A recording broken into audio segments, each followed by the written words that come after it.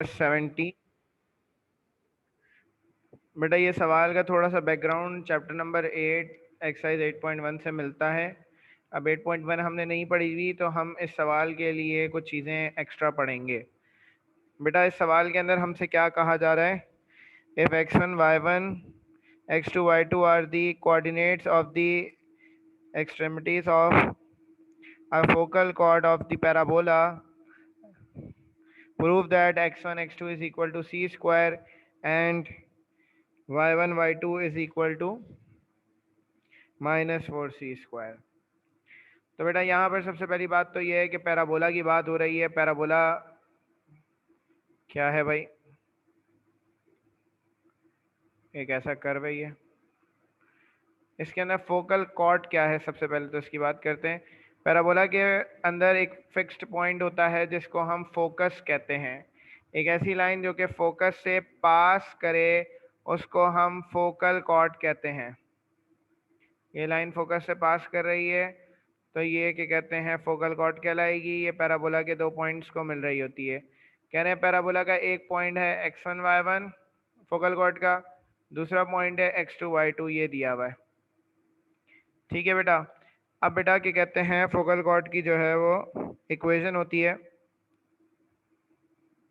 वो इक्वेशन हमें देखनी होगी। सबसे पहले तो हम बात करते हैं कि पैराबोला की इक्वेशन क्या है। इक्वेशन ऑफ पैराबोला, तो इक्वेशन ऑफ पैराबोला हमारे पास y² is equal to 4ax, जिसको हम इक्वेशन 4cx सॉरी, तो y² is equal to 4cx हमारे पास नहीं पैराबोला की इक्वेशन प्लस 4cx है बेटा।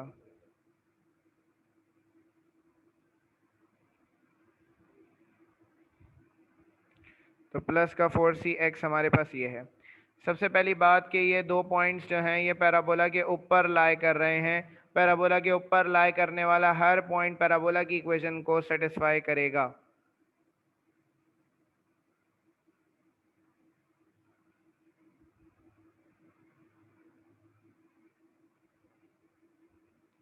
सही है। सेंस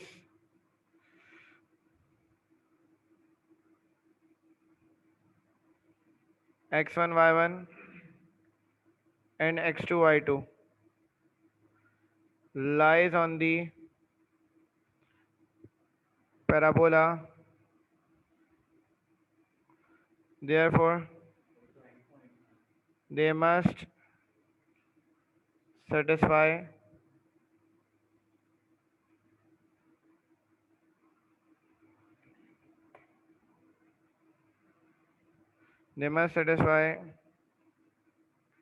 the equation of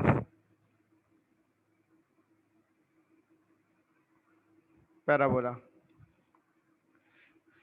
तो बेटा सबसे पहले तो यहाँ पर पहले पॉइंट की बात करेंगे। फॉर x1 y1 जो पॉइंट है ये सबसे पहले रखा जाएगा। तो क्या करेंगे? Putting x is equal to x1 and y is equal to y1 in equation 1।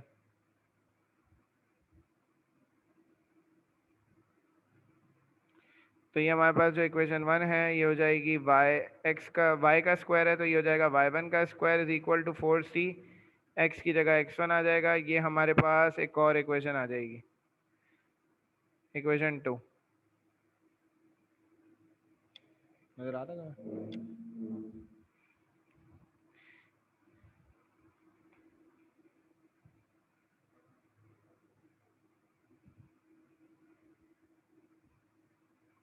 सही है। उसके बाद बात हो रही है फॉर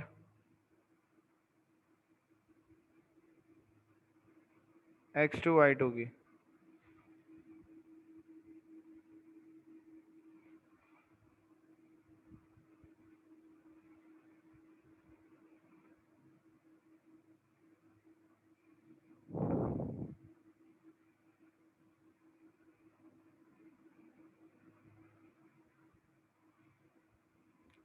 फॉर x2 y2 इस पॉइंट को रखेंगे इसमें।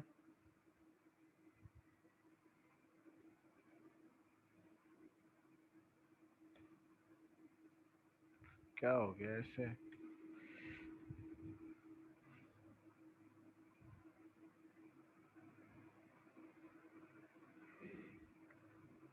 putting x is equal to x2 and y is equal to y2 in equation 1। तो इक्वेशन 1 में इसको रख देंगे तो ये आ जाएगा y2 का square is equal to 4cx2। तो ये हमारे पास एक और इक्वेशन आ जाएगी जिसको हम कह रहे हैं इक्वेशन नंबर 3।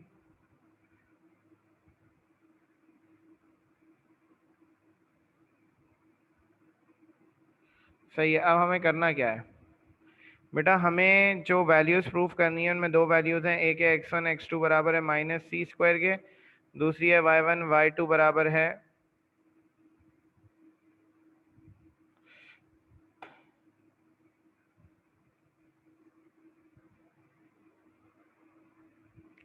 y1 y2 बराबर है माइनस का 4c स्क्वायर के। ये दो चीज़ें प्रूफ करनी है, x1 x2 का प्रोडक्ट चाहिए, y1 y2 का प्रोडक्ट चाहिए। तो अब हम करेंगे क्या यहाँ पर बेटा, सबसे पहले हमें इन दोनों का प्रोडक्ट चाहिए x1 और x2 का। तो बेटा इन दो इक्वेशंस के अंदर x1 और x2 लिखा हुआ है, तो हम यहाँ पर सिंपल सा काम क्या कर लेंगे, इन दोनों को आपस में मल्टीप्लाई कराएंगे। Multiplying equation,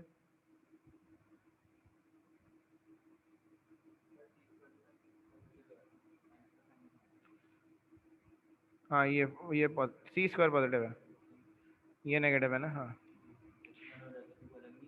multiplying equation 1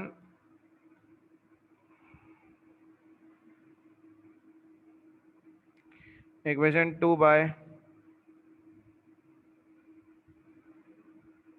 equation 3।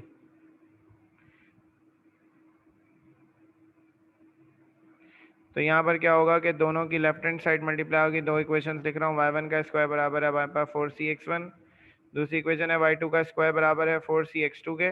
दोनों को मल्टीप्लाई कराएंगे आपस में, इन दोनों की ये साइड मल्टीप्लाई होगी,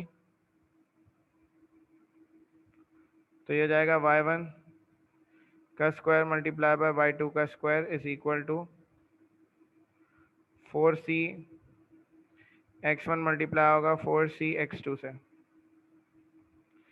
तो ये आ जाएगा y1 y2 का whole square is equal to 4 4 16 c square x1 x2। ये भी हमारे पास एक इक्वेशन आ जाएगी, इसको हम इक्वेशन नंबर 4 कह देंगे। y1 y2 का स्क्वायर है, सही है। वजह यह है कि क्योंकि यहाँ पर हम वैल्यूज पुट करेंगे अभी y1 और y2 की, फिर उसके बाद x1 x2 हमारे पास निकलेगा। कैसे निकलेगा बेटा, अब हमने यहाँ तक क्या कर लिया, जो हमारे पास गिवन डेटा था ना, जितना भी गिवन डेटा था हमने उससे काम कर लिया। गिवन डेटा था कि दो पॉइंट्स इस पैराबोला पे लाई कर रहे हैं, तो इन दोनों पॉइंट्स को मैंने पैराबोला की इक्वेशन में सेटिस्फाई किया, दोनों को मल्टीप्लाई करा, रिजल्ट आ गया।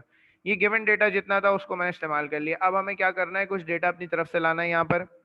तो बेटा इस सवाल को सॉल्व करने के लिए हमें इक्वेशन ऑफ फोकल कॉर्ड चाहिए होती है, इक्वेशन ऑफ फोकल कॉर्ड चाहिए। इक्वेशन ऑफ फोकल कॉर्ड आपको याद रखनी पड़ेगी कि इक्वेशन ऑफ फोकल कॉर्ड क्या होती है।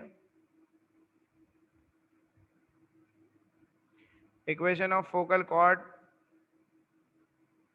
पैराबोला की बराबर है y minus y1 into y1 plus y2 is equal to 4a x minus x1। बेटा यहाँ पर एक काम आपको क्या करना है कि पैराबोला जो है उसके फोकल कॉर्ड की इक्वेशन तो हमारे पास आ गई। बेटा फोकल कॉर्ड एक ऐसी लाइन है जो कि पैराबोला के फोकस से पास कर रही होती है, इस फोकस से।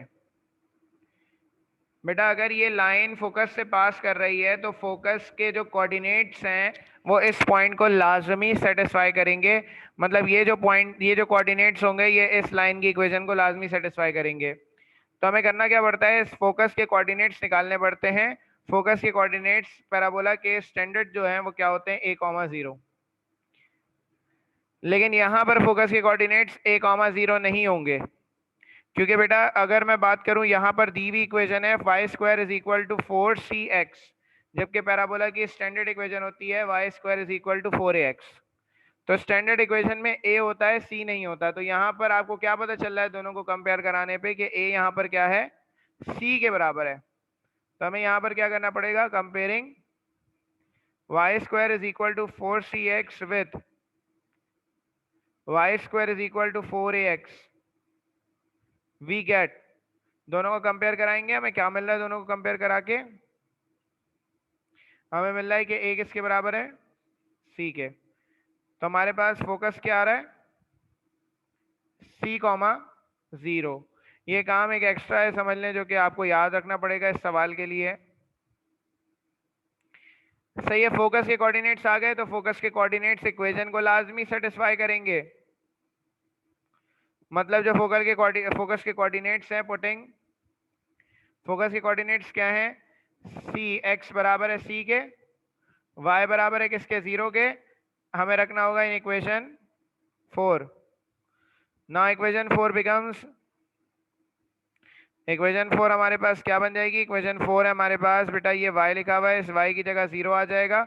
0 minus y1 plus y2 is equal to 4, a की जगह आ जाएगा c। यहाँ पर x लिखा हुआ है, x की जगह भी क्या आ जाएगा? c minus x1। मल्टीप्लाई हो जाएंगे, माइनस का y1 इससे मल्टीप्लाई होगा तो माइनस का y1 स्क्वायर, माइनस का y1 इससे मल्टीप्लाई होगा तो minus plus minus minus y1 y2। 4c multiply होगा c से तो यह आ जाएगा 4c स्क्वायर। 4c मल्टीप्लाई होगा माइनस के x1 से तो यह आ जाएगा माइनस का 4c x1। सही है, यहां तक मल्टीप्लिकेशन कर ली बेटा हमने। जितनी भी वैल्यूज पीछे निकाली है उनमें से कोई वैल्यू यहां रखी जा सकती है? y1 स्क्वायर की जगह वैल्यू रखी जा सकती है। y1 स्क्वायर लिखा हुआ है, माइनस की साइन एज इट इज आ गई, y1 की जगह आएगा 4c x1 माइनस का y1 y2 बराबर आ जाएगा 4c स्क्वायर माइनस का 4c x1। बेटा फोकस से समझ नहीं आया, ये चीज याद रखनी पड़ेगी। वजह ये है कि क्यों नहीं समझ आई ये बात, एक्सरसाइज 8.1 के अंदर 8.1 हमारे कोर्स से हटा दी गई है, इस साल आएगी नहीं, सिर्फ इसलिए ये चीज नहीं आई। ये चीज याद कर लो कि फोकस के कोऑर्डिनेट्स a,0 होते हैं। सही है, और क्योंकि हमारे पास जो स्टैंडर्ड इक्वेशन है पैराबोला की वो होती है 4c y square is equal to 4ax, जबकि हमारे पास यहाँ दी हुई है y square is equal to 4cx। इसका मतलब है कि a की जगह क्या दिया हुआ है? c दिया हुआ है हमें। a हमारे पास c आ गया, तो फोकस के जो कोऑर्डिनेट्स हैं a,0 तो उसकी जगह आपने c रख दिया, c,0 हो गया। अब फोकस क्योंकि कहाँ लाई कर रहा है? फोकस लाई कर रहा है फोकल कॉर्ड के ऊपर लाई कर रहा है, तो फोकस के जो कोऑर्डिनेट्स हैं x और y वो पुट किए जाएंगे फोकल कॉर्ड की इक्वेशन में। तो फोकल कॉर्ड की इक्वेशन में हमने रखा इसे।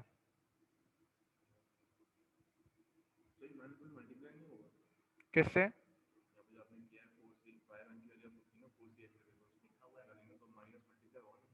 माइनस तो कर रहा हूँ ना, यही रहा। माइनस का y1 मल्टीप्लाई हुआ इससे तो माइनस का y1 स्क्वायर, माइनस का y1 मल्टीप्लाई हुआ y2 से तो plus minus minus y1 y2 is equal to 4c square minus का ये।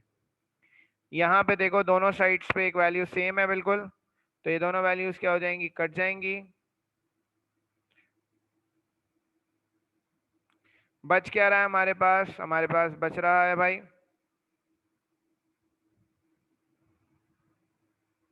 हमारे पास बच रहा है माइनस का y1 y2 बराबर आ रहा है किसके? 4c स्क्वायर के। y1 y2 आएगा माइनस का 4c स्क्वायर।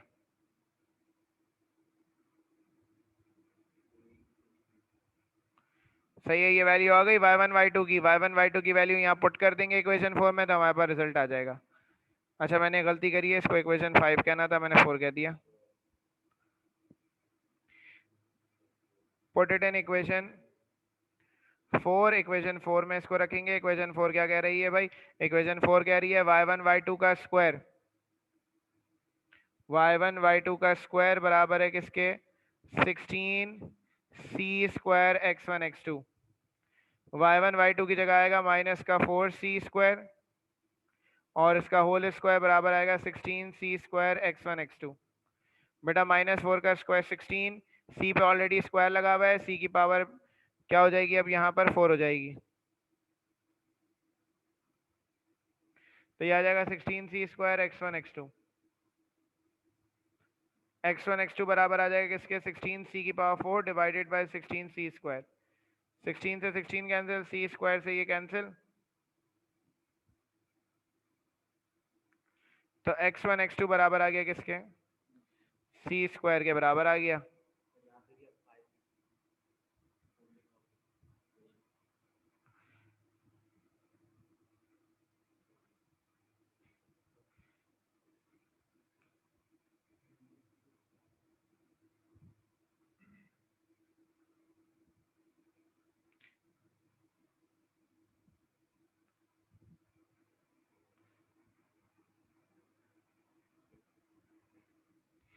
हाँ भाई, कोई मसला, कोई टेंशन, कोई परेशानी।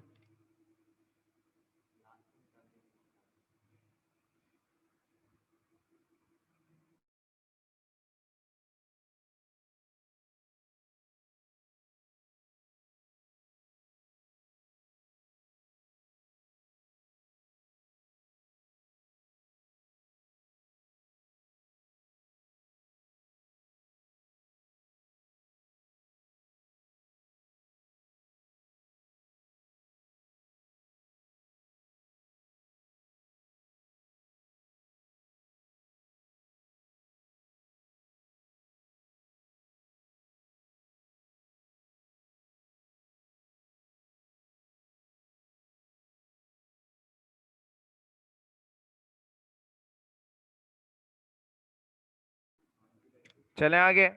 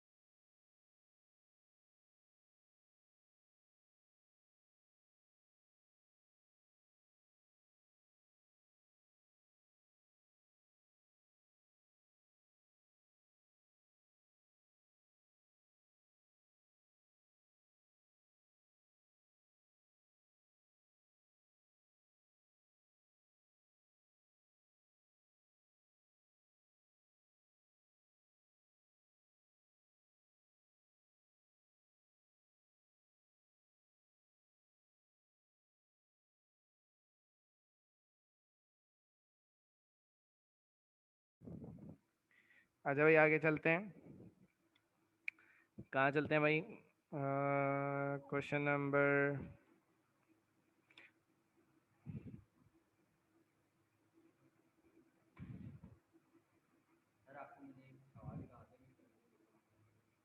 मिलेगा मिलेगा।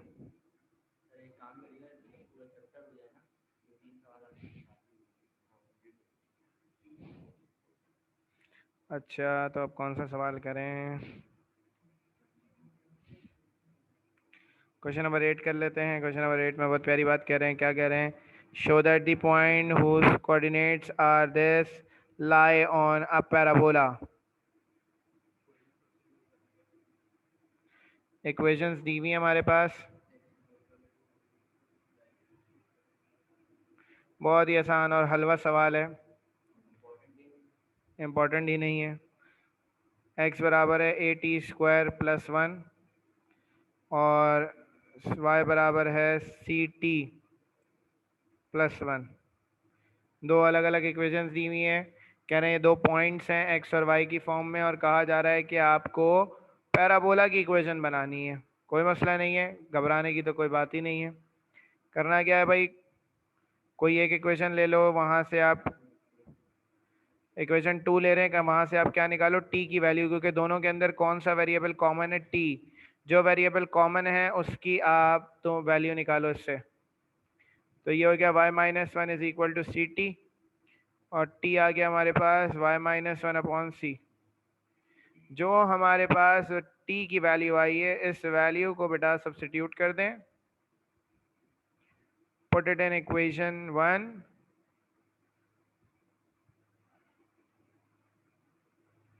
तो इक्वेशन 1 में इसको पुट कर देंगे। इक्वेशन 1 है x is equal to a, t² है मतलब y-1/c का स्क्वायर +1। 1 उधर ही चला जाएगा प्लस का, तो ये हो जाएगा x-1 is equal to a into y-1 का स्क्वायर। स्क्वायर नीचे c पे भी आ जाएगा, c² यहाँ डिवाइड हो रहा है, वहाँ जाके मल्टीप्लाई हो जाएगा। तो ये आ जाएगा c² इंटू x-1।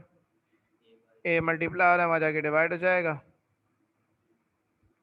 तो ये आ जाएगा y-1 का स्क्वायर, y-1 का स्क्वायर बराबर आ गया किसके? c²/a x-1। ये पैराबोला की इक्वेशन है।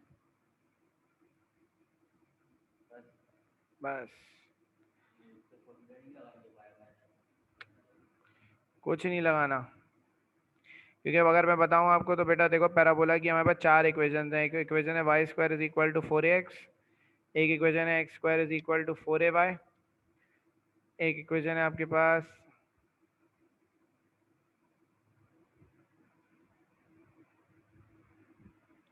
y माइनस के का square is equal to 4ax minus h, और एक और इक्वेशन है y minus x minus H,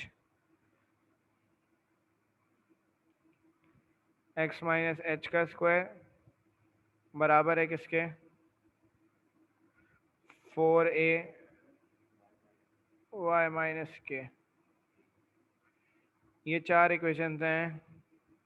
नहीं शिवा बेटा ये ओपन नहीं होगा। ये चार इक्वेशंस पैराबोला की है। पहली इक्वेशन है कि जब पैराबोला कहाँ हो अलोंग एक्स एक्सिस हो, एक्स एक्सिस पे रखा हुआ हो। दूसरी इक्वेशन है पैराबोला कहाँ हो अलोंग वाई एक्सिस हो। दूसरी इक्वेशन है पैरेलल टू एक्स एक्सिस हो।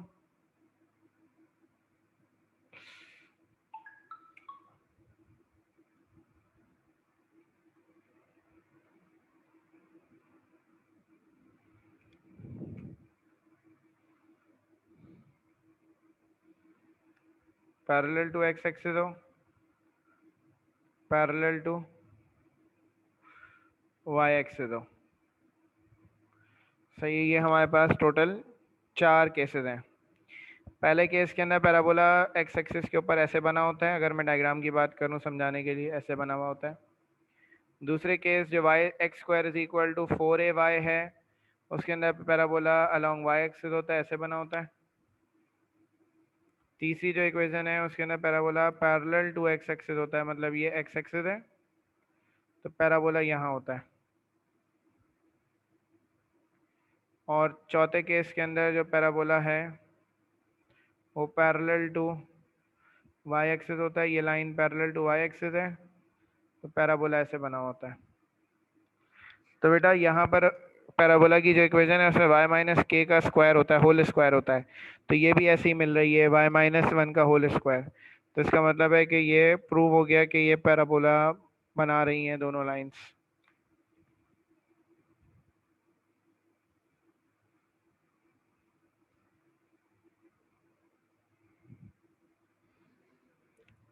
ठीक है भाई, आ रही है बात समझ में?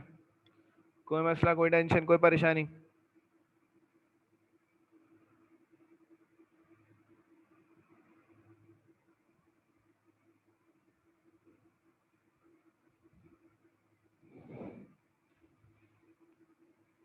चलें आगे।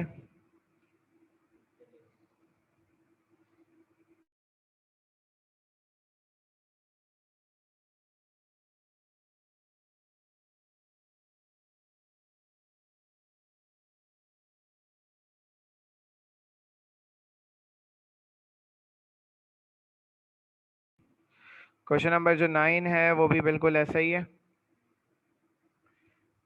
उसके अंदर भी एक जगह से टी की वैल्यू निकल के दूसरी जगह पुट होगी, सॉल्व वैसे ही होगा।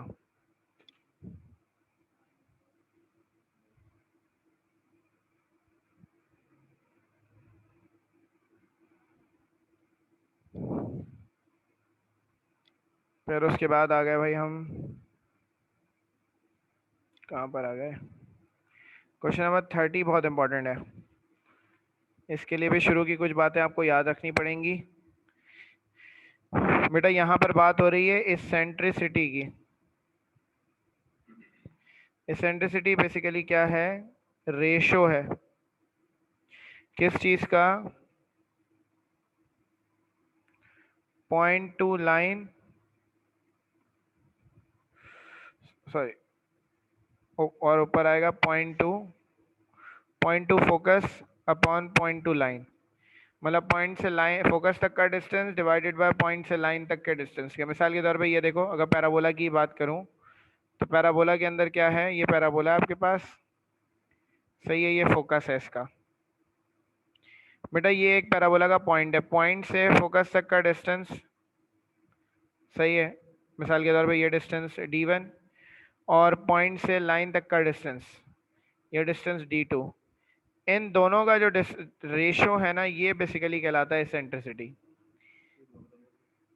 बेटा पैराबोला का एक पॉइंट उठाया, पॉइंट से फोकस तक का जो डिस्टेंस, मिसाल के तौर पे अगर आपके पास सी है और पॉइंट से लाइन तक का डिस्टेंस आपके पास ए है, तो इन दोनों का जो रेशियो है उसको एसेंट्रिसिटी कहते हैं। हाँ, अभी मैंने अपनी मर्जी से उठाया है, वैसे हर कर्व की एसेंट्रिसिटी अलग होती है। अगर इसकी बेसिक डेफिनेशन की बात करें तो एसेंट्रिसिटी का मतलब ये होता है कि सर्कल से जो कर्व है वो कितना चेंज हो रहा है। एसेंट्रिसिटी अगर जीरो होती है तो वो सर्कल की होती है, सर्कल की एसेंट्रिसिटी जीरो होती है। पैराबोला की एसेंट्रिसिटी 1 होती है। एलिप्स की एसेंट्रिसिटी लेस देन 1 होती है। हाइपरबोला की एसेंट्रिसिटी ग्रेटर देन 1 होती है।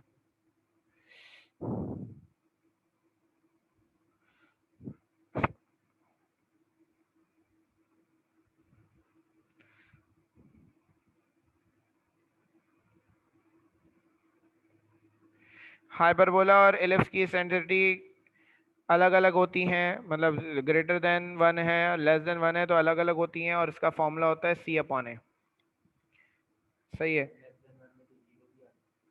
नहीं, जीरो को छोड़ के ना, लेस देन 1 का मतलब नेगेटिव की बात कर रहे हैं, जीरो नहीं है। जीरो और 1 के दरमियान में होगी। एसेंट्रिसिटी पॉजिटिव होती है हमेशा। डिस्टेंस का रेशियो इस सवाल के लिए बेटा, इस सवाल के अंदर कहा जा रहा है, क्या कहा जा रहा है सवाल में, show that the eccentricities E1 and E2 of the two conjugate hyperbola satisfy the relation. सही है? तो इसके लिए आपको E1 और E2 आपको सपोज करना पड़ेगा सिर्फ इस सवाल के लिए। Let E1 be the eccentricity of x square upon a square minus y square upon b square is equal to 1। ये स्टैंडर्ड इक्वेशन है हाइपरबोला की। स्टैंडर्ड इक्वेशन की एसेंट्रिसिटी है C/A।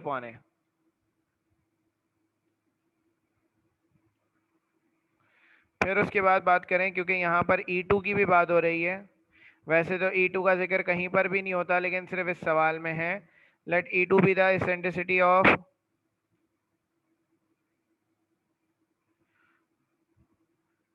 Conjugate hyperbola. इसका कॉन्जुगेट हाइपरबोला क्या होगा? Conjugate hyperbola की बस एसेंट्रिसिटी चेंज होगी। तो कॉन्जुगेट हाइपरबोला की एसेंट्रिसिटी क्या होगी, ये भी याद कर लो, ये दो एसेंट्रिसिटीज याद कर लो इस सवाल के लिए। ये होगी C/B। वैसे तो C/A ही इस्तेमाल होता है सब जगह पर, लेकिन कॉन्जुगेट कहीं पर वर्ड आ जाएगा तो आपको ये इस्तेमाल करना पड़ेगा। एक और चीज़ है, तीन चीज़ें याद करनी है सवाल के लिए आपको, कि E बराबर है C/A के, E1 बराबर है, और E2 बराबर है C/B के, और तीसरी चीज़ हाइपरबोला में C स्क्वायर बराबर होता है B square, A square plus B square के। ये तीन चीज़ें याद हैं तो आपका सवाल बहुत आसानी से हो जाएगा। शो दैट, प्रूफ करना है आपको, बहुत आसान सवाल है, लॉन्ग में आता है। E1 का स्क्वायर E2 का स्क्वायर प्लस E2 का स्क्वायर बराबर है E1 square multiply by E2 square. Taking left hand side, और राइट हैंड साइड ले रहा हूँ मैं यहाँ पर।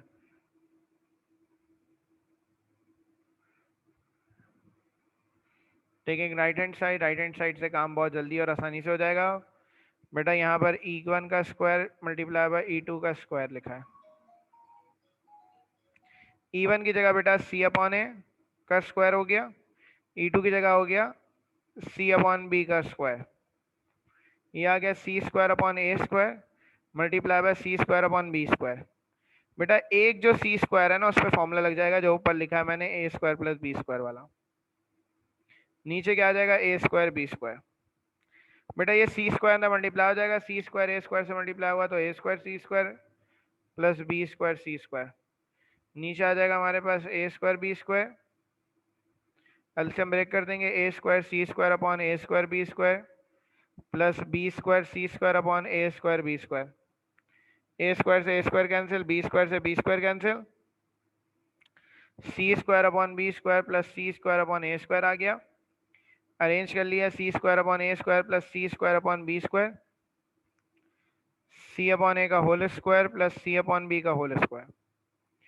C/A है E1 का स्क्वायर हो गया, C/B है E2 का स्क्वायर हो गया,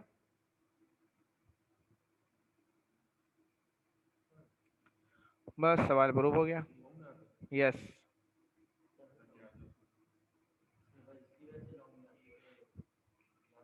लॉन्ग में आता है भाई, इंपॉर्टेंट सवाल है लॉन्ग के लिए।